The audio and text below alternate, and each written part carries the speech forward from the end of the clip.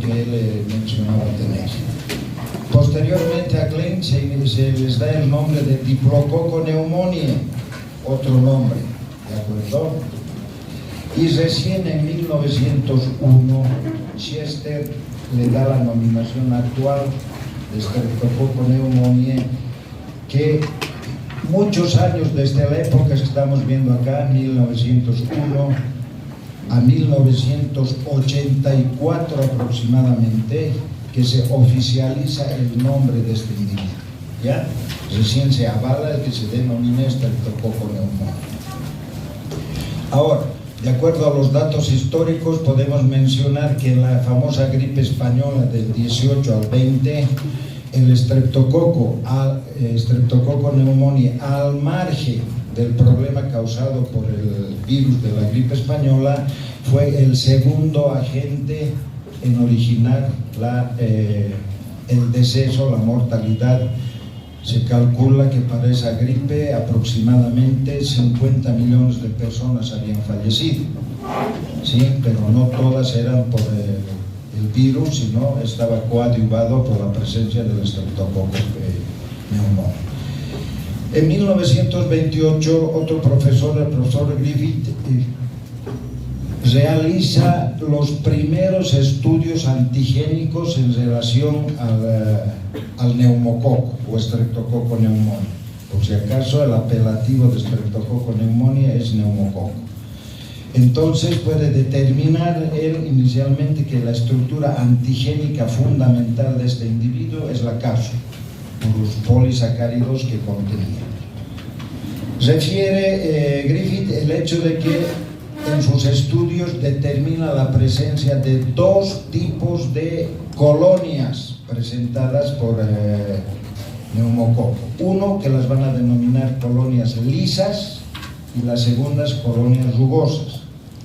Las colonias lisas corresponden al Streptococcus pneumoniae capsulado, ¿de acuerdo?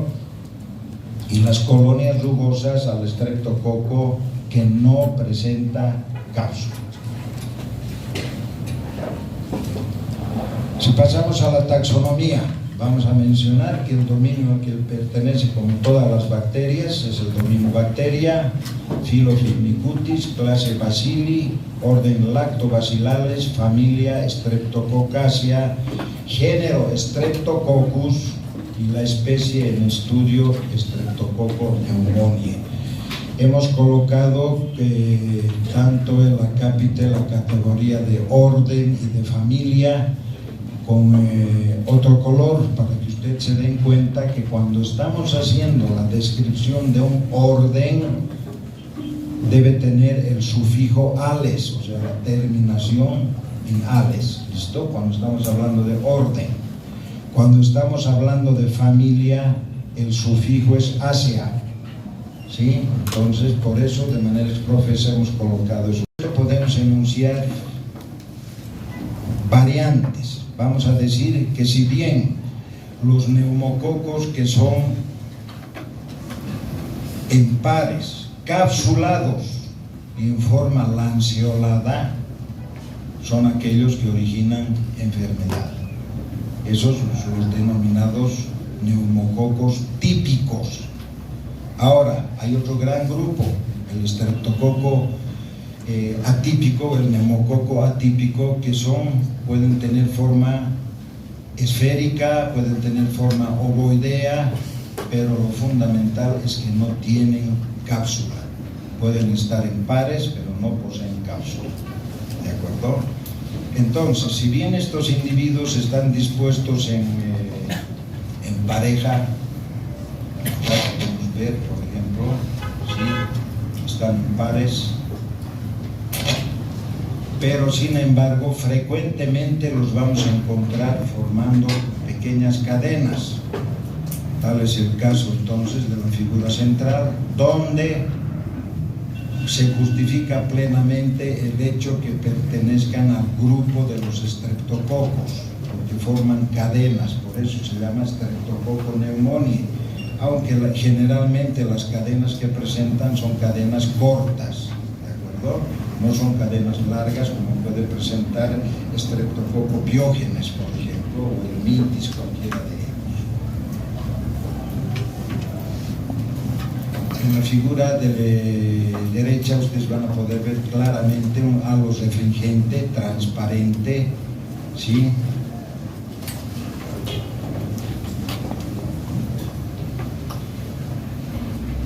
Ese halo refringente que ustedes están observando es lo referente a la cápsula, ¿listo? Entonces la cápsula que presentan los neumococos que son que tienen la capacidad de originar enfermedad. La figura que ustedes tienen en la parte superior corresponde a Christian Gram, que es la persona que creó, inventó la tinción que lleva su nombre, tinción Gram.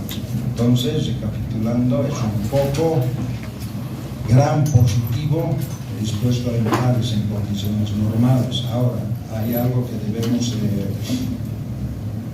implementar, es el hecho que el Streptococcus pneumoniae va a tener esa su apetencia tintoria hasta, qué sé yo, 48 horas, y si nosotros trabajamos con un cultivo, lo vamos a denominar viejo en el argot bacteriológico, se va a obtener cocos gram negativos, porque muy fácilmente entonces este individuo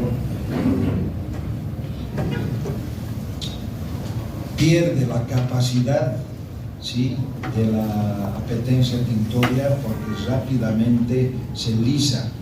Entonces, si hablamos de las propiedades fisiológicas, al margen de lo que está enunciado acá en la placa, podemos decir que el neumococo es un microorganismo lábil, sumamente lábil, que a las 48 horas, a partir de las 48 horas empiezan entonces su lisis, los factores internos que posee.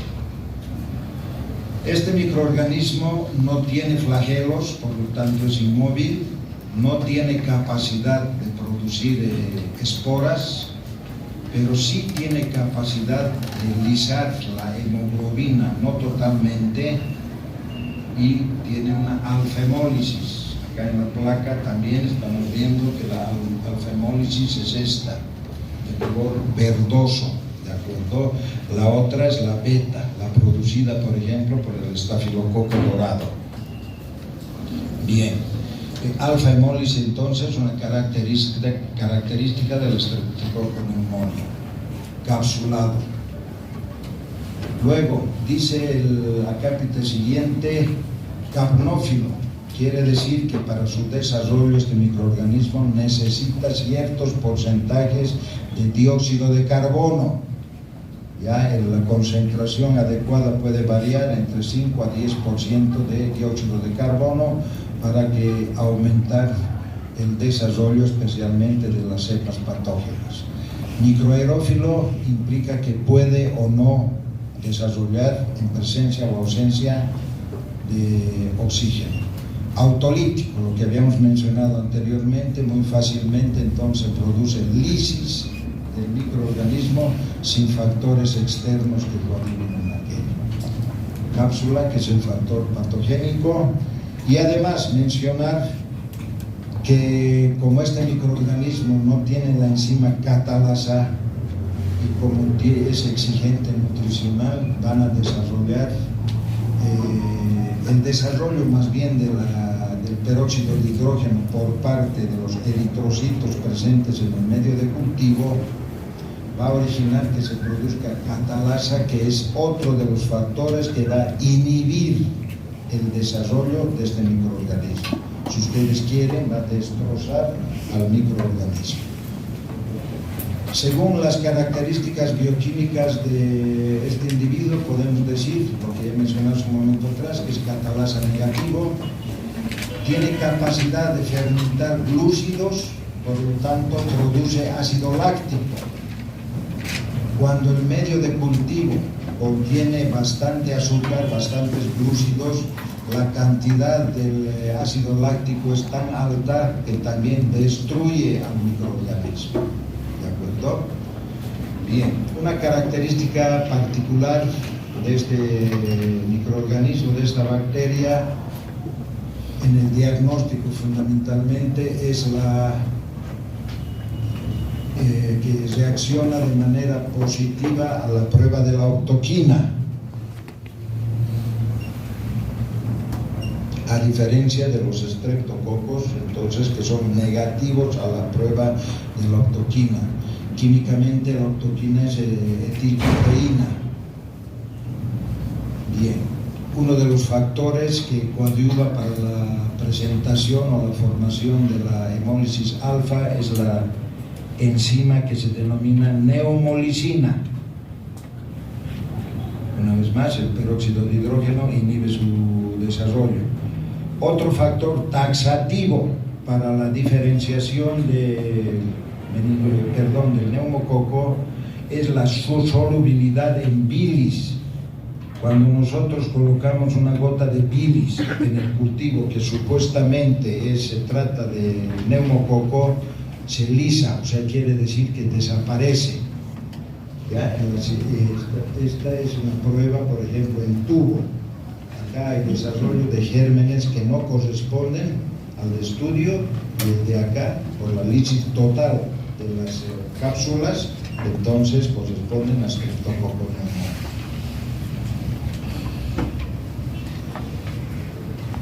En relación al cultivo, podemos decir que el neumococo es exigente nutricional, como todos los estreptococos, por lo tanto no van a desarrollar en medios de cultivo basales. ¿Listo?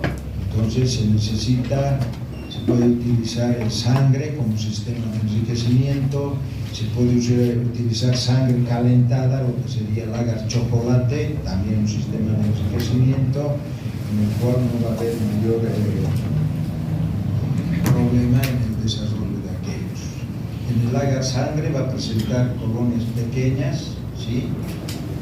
Sin embargo, hemos mencionado hace un momento atrás que necesita dióxido de carbono para su desarrollo. Ustedes van a ver las colonias típicas que tienen acá, los neumococos, ¿sí? Y las colonias que están empezando a envejecer. Fíjense esa depresión central. Entonces no son las famosas colonias umbilicadas, características de la lisis del Streptococcus pneumoniae. Entonces, hemos dicho que este individuo, cuando se le otorga el factor de dióxido de carbono, va a presentar una alfa hemólisis. Sin embargo, cuando se lo incuba en sistema anaeróbico, a ausencia de oxígeno, existe la presencia de una beta hemólisis, ¿ya? Un poder mayor entonces para la destrucción de los eritrocitos en el medio de cultivo. Los neumococos que son capsulados, o sea, los patogénicos, tienen las colonias mucoides. Ya esas son las colonias lisas. Los acapsulados, los que no tienen cápsula, presentan colonias secas, ¿sí? Duras, rugosas. Característica entonces para la observación, para un diagnóstico presuntivo. Si bien cuando se realizan subcultivos, esto quiere decir que al microorganismo lo vamos a cultivar varias veces, el neumococo pierde su cápsula. Pero sin embargo, cuando este neumococo que ha perdido la cápsula se lo inocula en animales del laboratorio, la cápsula es recuperable. ¿De acuerdo? Otra vez restituye sus características fisiológicas, o sea, su poder principal de patogenicidad. Reiterar entonces que es alfa hemolítico, produce alfa hemólisis y que, bueno, como hay una liberación parcial, una destrucción parcial de los eritrocitos, liberación parcial de la hemoglobina, esta se va a traducir en un color verdoso, como ya han podido apreciar. Y aquí en estas colonias también se puede ver la tonalidad verdosa, ¿verdad?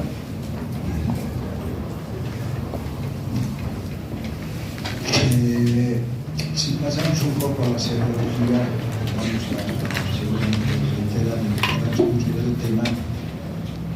La cápsula es el factor de virulencia principal para el neumococo. ¿De acuerdo?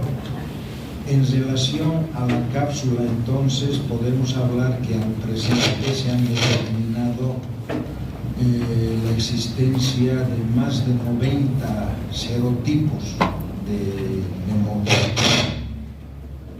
Entonces, esto implicaría 97, 98 serotipos capsulares, obviamente, que son determinados de manera específica, con antisuelos específicos. Lo que nos debería importar es el hecho de que no es el mismo serotipo el que puede originar las enfermedades mayores o menores producidas por los neumococos. ¿De acuerdo? Entonces, hablamos de 97, 98 tipos, estaríamos en condición de decir que un individuo puede enfermar ese número de veces de neumonía, por decir algo, dadas por participación de diversos serogrupos capsulares. Entonces, aprovechamos esto para mencionar que existen, si bien decimos 90 y tantos serotipos, podemos mencionar que los de mayor importancia clínica van a ser el 1, 3, 4, 5, 6, 7, 8 y 9. El 14, el 19, 18, 19 y 23. ¿Sí? No sé cuánto he enunciado, deberían ser unos 12. ¿Sí? ¿Hay eso? Ya, gracias. Entonces, estos son los tipos de mayor importancia a nivel internacional. Sin embargo, vamos a rescatar, vamos a achicar un poco más aquello al enunciar que el 1 y el 5 son los que más por conflictos de salud originan, también de manera internacional. ¿Ya? Bien. Entonces, en relación a la serología, podemos mencionar que las cepas virulentas de neumococo están constituidas, les he dicho, por los antígenos capsulares, el principal factor de virulencia, que están constituidos entonces por polisacáridos de alto peso molecular. ¿De acuerdo? Que pueden ser polisacáridos, pueden ser monosacáridos de alto peso molecular. Ya. Dentro, los factores que asimismo nos presenta el Streptococcus pneumoniae, tenemos el polisacárido C. El polisacárido C entonces va a ser un carbohidrato, también lo van a llamar carbohidrato C, lo van a encontrar con ese nombre también, ¿sí? Que se une a los ácidos teicoicos de la pared celular y sin embargo es a través de la cápsula que se distribuye, ¿ya? Se distribuye para generalizar uno de los factores de virulencia de este individuo. Entonces dice el carbohidrato C es superficial, que se une al péptido glicano por la pared celular y se va a extender por toda la cápsula del microorganismo.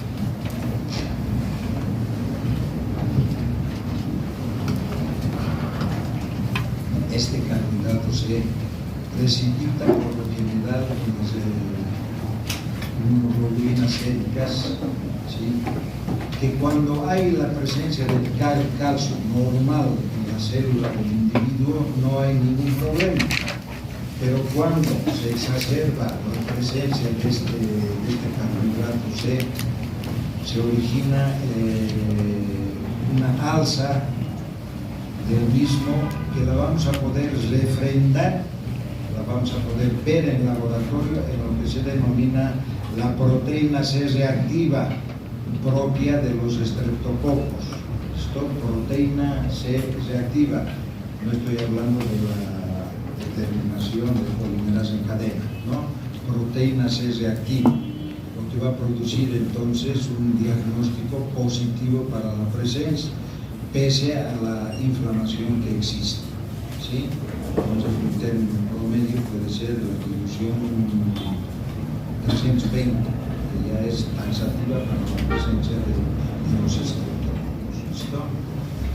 Otro antígeno que va a estar presente en el neumococo es la fosforilcolina, o también se lo denomina antígeno F, que está unido o es parte de los ácidos teicoicos, especialmente los lipoteicoicos, que se van a unir a los fosfolípidos de la membrana celular de los hospedero, ¿sí?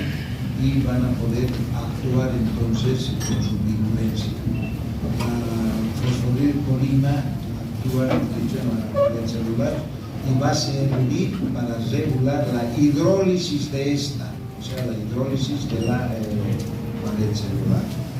Ahora, este carbohidrato C lo vamos a encontrar en la orina, en la orina, y también lo vamos a poder encontrar en el líquido cefalorraquídeo. Por lo tanto, también van a ser formas de diagnóstico. El hecho de encontrar este carbohidrato en líquido cefalorraquídeo u orina significa la presencia del estreptococo neumoniae. ¿Listo? Bien. Siguiente. Patogénesis. ¿Cómo se origina entonces la enfermedad? Neumococo, a través de su su membrana, de su cápsula, se va a adherir a los hidratos de carbono y a las colinas que existen en las células epiteliales, tanto de la bucofaringe como la nasofaringe. Esa es la vía inicial entonces de ingreso del neumococo. La adherencia que va a tener la cápsula hacia los hidratos de carbono y colinas de las células epiteliales. Luego, esta conjunción de microorganismos que han invadido inicialmente las vías respiratorias, por aspiración y por dilución van a llegar hacia las partes bajas, vías respiratorias bajas, ¿sí? Sin embargo, el organismo tiene un sistema defensivo ante esa agresión que por lo general es la tos, los reflejos epiglóticos, ¿sí? También inicialmente se va a producir una fagocitosis por los macrófagos que se hallan circundando los alvéolos, ¿sí? Y también va a ser un sistema defensivo la cubierta, el cepillo mucociliar. ¿De acuerdo? Ahora, cuando todas estas formas, tanto el sistema de la tos,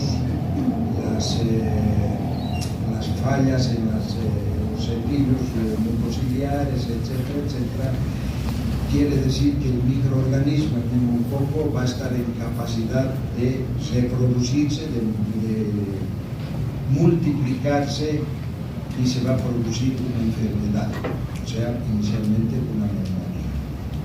Ahora, para que se produzca esta neumonía, tienen que haber antecedentes, ¿sí? Al margen de las fallas fisiológicas que se pueden presentar, y directamente este antecedente va a ser una inmunodepresión. Esta inmunodepresión puede o es causada, diríamos,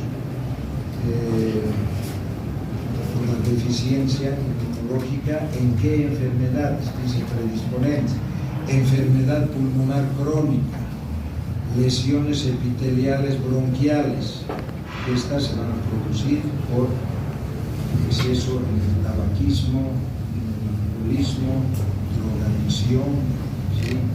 También se produce por traumatismos y asimismo por anestésicos utilizados o aplicados de manera reiterada.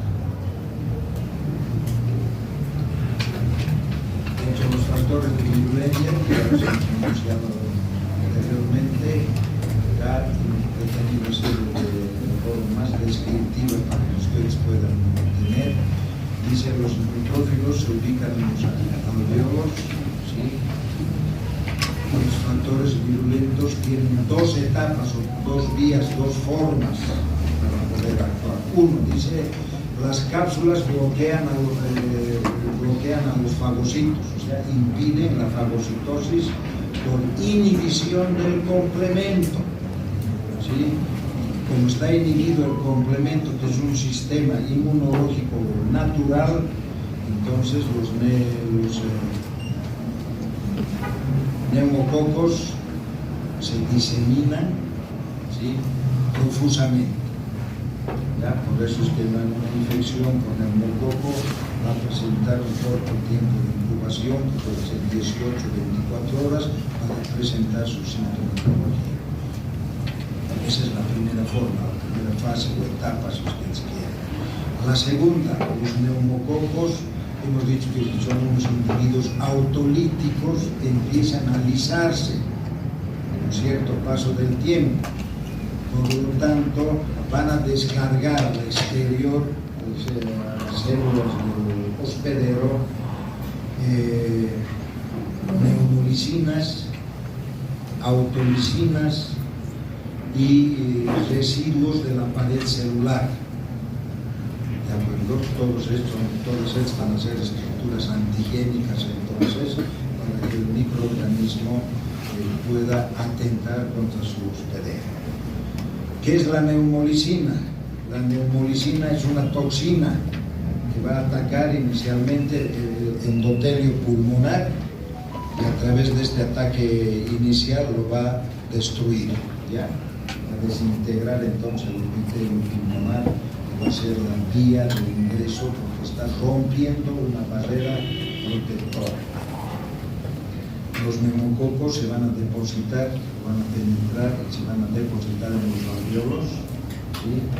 Y también a través de esta van a poder diseminarse y originar una neumonía inicialmente. Otra vía de difusión de este microorganismo es la vía hematógena, o sea, quiere decir que se va a distribuir por la sangre. Entonces, a raíz de la distribución de la sangre va a estar en condición de presentar o producir otro tipo de enfermedades aparte de la neumonía. Entonces podemos citar incluso peritonitis, meningitis, otitis. Bien. Algo que es importante mencionar es que la famosa neumolicina, producto de la actividad capsular, no es secretada del neumococo cuando éste está vivo. Ya, si ustedes quieren, al igual que las enterobacterias, vendría a ser una endotoxina, ¿sí?, que no se libera fácilmente. Entonces, para que esta endotoxina pueda liberarse, se necesita la participación de una enzima que se llama autolicina. Entonces, a través de la participación de la autolicina, la neumolicina se va a liberar y va a accionar sobre los productos que dice que se hidroliza y va a hidrolizar el péptido-glicano de la pared celular, produciendo lesiones en la pared de la membrana celular. Esto es una falla en la membrana celular del paciente. Reiterar, las cepas encapsuladas o no capsuladas no presentan virulencia tanto en seres humanos como en los animales del mundo.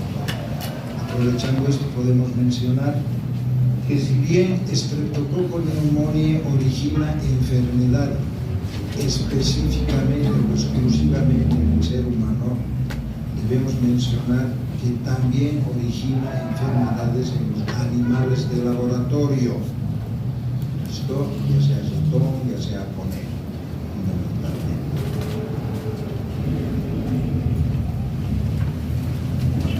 Patogénesis. Seguimos con la patogénesis. Entonces, recuerda lo que se anuncia acá, las cápsulas van a interferir con el movimiento que hemos mencionado, evitando que se produzca fagocitosis, ¿no? Entonces, al evitarse la fagocitosis, vamos a tener el primer paso de la ozonización. Cuando la cápsula bacteriana impide el proceso de la ozonización, La opsonina fundamental, que es la C3B, se va, deja de funcionar. ¿Listo? Entonces es ahí que la situación de la cápsula del neumococo va a aprovechar para poder invadir y diseminarse. Ya hemos mencionado, el monosina ingresa a los alveolos por vía hematógena, no tiene capacidad de salir, y deben funcionar las autolesinas entonces para que exista esa liberación. Entonces mencionábamos hace un momento atrás que hay varias, gracias a la diseminación por vía hematógena, se producen enfermedades como las que estamos viendo en la placa, neumonía, sinusitis, otitis, meningitis, coagulopatitis, peritonitis, habíamos mencionado, ¿sí? Por esta vía fundamental, la vía hematógena. Si hablamos inicialmente de la neumonía, podemos decir que esta se va a tener inicios repentinos, se ha mencionado, 18-24 horas, con cambios de temperatura bruscos, van a desarrollar una exacerbación de los neumococos. Streptococcus pneumoniae es un habitante normal, constituye parte de la biota normal del segmento nasofaríngeo. ¿Ya? Entonces vamos a encontrar, y a raíz de aquello dividimos en típicos y atípicos, ¿sí? Ahora estamos hablando directamente de los estreptococos típicos, aquellos capsulados. Ya vamos a repetir aquello hasta que quede entonces. Entonces, el inicio es repentino, con calofríos, fiebre, tos eshumbrosa. ¿Qué quiere decir? Que el paciente, cuando esputa el moco, el esputo como tal, tiene un color oxidado. ¿Ya? Por eso se llama eshumbroso, a esumbre. ¿Por qué? Porque este moco, este esputo, está constituido por eritrocitos, por bacterias, por células y residuos así mismo, ¿ya? Entonces una característica es la tos eshumbrosa, los esputos eshumbrosos. Y asimismo el dolor torácico, que va a tener un tiempo de permanencia que va a oscilar entre 5 a 10 días para posteriormente ir redimiendo. Ahora, normalmente, en condiciones normales, los grupos etarios que están más afectados por este individuo son los niños, especialmente menores de 5 años, y las personas mayores a los 60 años. ¿Por qué? Porque el sistema inmunológico en ambos extremos etarios entonces no está bien consolidado. Entonces son los puntos diana, diremos, para poder determinar la presencia de un neumococo por radiografía. Vamos a ver, este individuo va a producir en los menores lo que se llama una neumonía lobar, va a tomar un lóbulo que está circunscrita entonces, ¿de acuerdo? El proceso infeccioso. A diferencia de los mayores, en los ancianos se disemina, como estamos viendo acá en la parte inferior. ¿Listo? Se disemina. Entonces, el problema. Ya hemos anunciado que el dolor pleural va a tener 5 o 10 días de duración, que este va a disminuir, va a haber una mejoría, ¿sí? Gracias a la actividad de los anticuerpos que son opsonizantes, ¿verdad? Que van a evitar entonces en lo posible la participación y proliferación de los neumococos.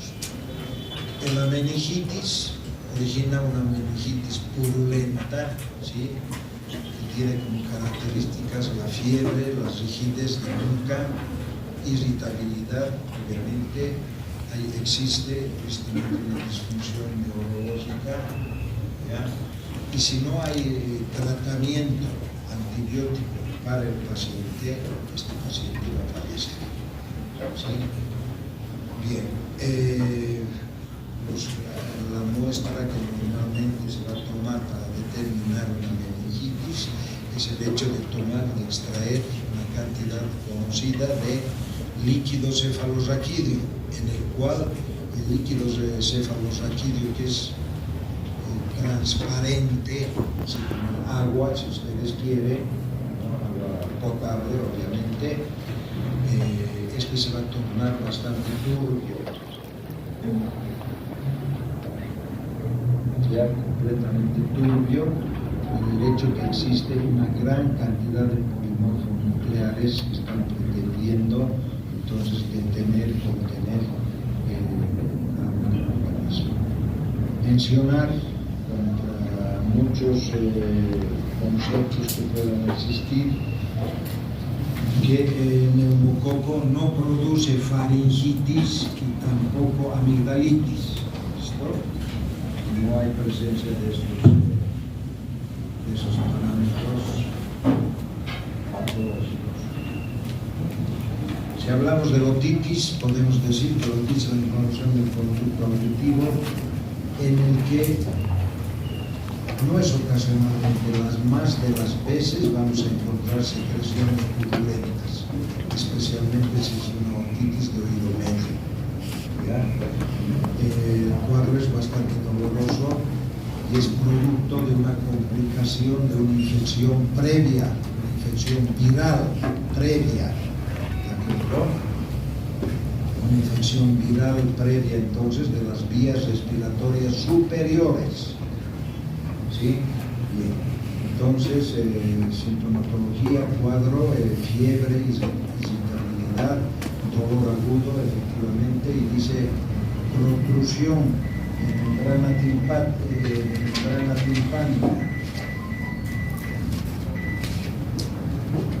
¿Qué quiere decir esto? Entonces, que se va a producir una alteración de la membrana timpánica. Puede haber la protrusión también de manera natural, no necesariamente por producto patológico, infeccioso, ya que es el agrandamiento de la membrana y el desplazamiento de la membrana. A eso se llama protrusión entonces de la membrana timpánica. Vean ustedes acá, por ejemplo, ¿sí? Ya, ocasionalmente la membrana timpánica presenta ampollas en la superficie originadas entonces por el efecto antigénico que va a producir el Streptococcus pneumoniae. Este problema entonces que va a originar así una inflamación se denomina meningitis. Esto es la presencia de ampollas superficiales en la membrana timpánica. Ahora, cuando tampoco existe tratamiento de una otitis, va a derivar en algo que es más conflictivo, que es la mastoiditis. Entonces, el proceso infeccioso no va a quedarse detenido en el mundo, sino que va a pasar al mastoides, a la región mastoidea, donde ahí sí se va a depositar, va a proliferar el individuo, ¿sí? Y va a tomar el hueso. Cada uno de los orificios óseos va a servir como depósito de los neumococos. ¿Sí? Bien. Entonces, esta es una enfermedad bastante recurrente en los niños menores de 5 años. La epidemiología dice que el neumococo es el agente de mayor frecuencia en las neumonías que se adquieren en la comunidad. ¿Por qué? Porque la vía de diseminación van a ser las gotitas de Fluger, va a ser la tos, las secreciones que pueda brindar el individuo hacia el exterior. Más del 99% de defunciones se debe a Streptococcus pneumoniae en niños menores de 5 años. Eso es a nivel mundial. La incidencia en América es de 358 cada 100.000 habitantes. Neumonía origina el 81% que provoca las defunciones por neumococo. En la actualidad, estos factores, si no son el día de ayer, pero anuncian que 37 países de nuestra área tienen una o dos vacunas de acuerdo a los programas de inmunización. En nuestro se halla también se lee lo que dice ahí.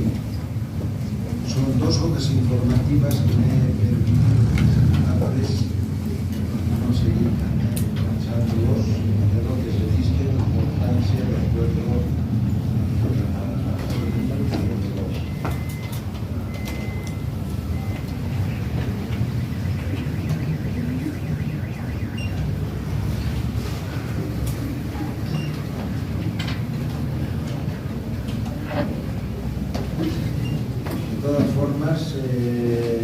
voy a dejar con su representante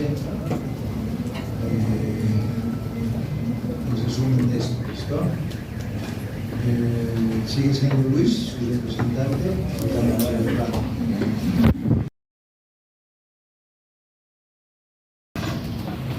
Secreción sobre realizar hisopagos órticos, nasal, se puede realizar hemocultivo también. Distribución o diseminación hematógena, cuadro septicémico, un poco líquido cefalorraquídeo.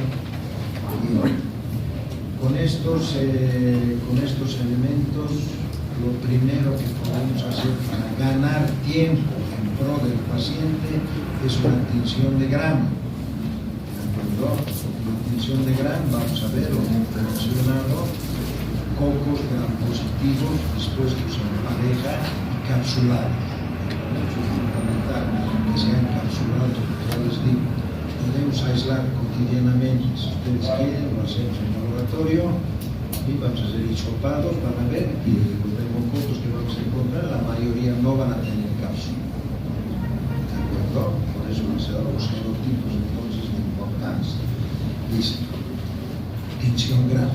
Después de la tinción Gram, o sea, la tinción Gram es un adelanto para ayuda, colaboración hacia el clínico. Posteriormente, hacer el cultivo en medios enriquecidos, ya les digo, sangre, chocolate, con adición de CO2. Ya mejor no hacerlo en anaerobiosis porque esa beta-hemólisis nos va a originar un distractivo con otros microorganismos.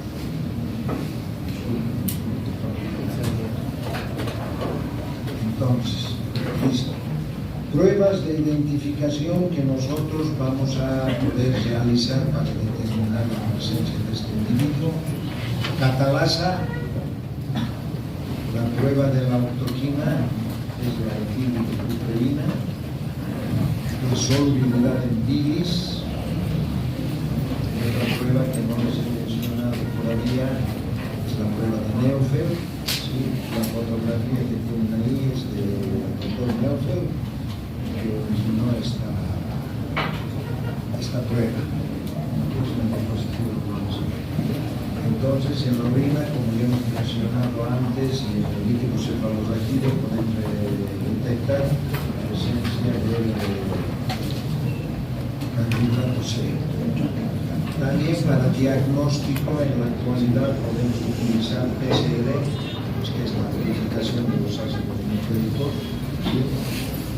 Y existen otros sistemas automatizados como Malditov, que es un sistema de espectrómetro de masas, que determina la presencia de los antígenos de este individuo. Luego, secuenciadores de última generación, los sistemas automatizados para el diagnóstico. Sin embargo, para que estos sistemas o todo el diagnóstico que estamos mencionando ahora sea representativo, sea válido para el aislamiento del individuo, requisito fundamental que el paciente se halle exento de la administración de antibióticos, siquiera por 48 horas sería mejor más, pero en nuestro medio es difícil que se requiere, siquiera 48 horas entonces para poder realizar el diagnóstico. Entonces acá tenemos un algoritmo de lo que significa el diagnóstico en función de la muestra, en este caso nuestra escudo, secreciones normales, realizar la definición, vamos a observar claramente. Esa es una muestra directa para poder ver la cantidad de nucleares y la presencia de los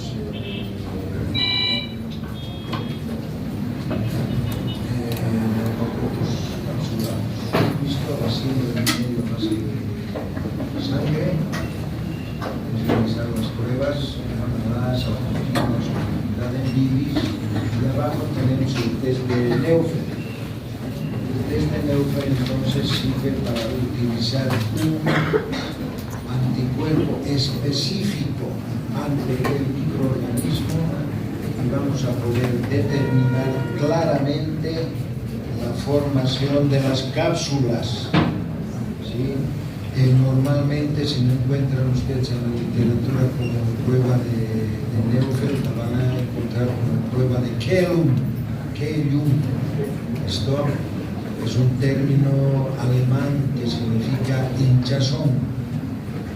Entonces es un sistema que nos va a servir para poder determinar la presencia de la cápsula, que es válido entonces para el diagnóstico.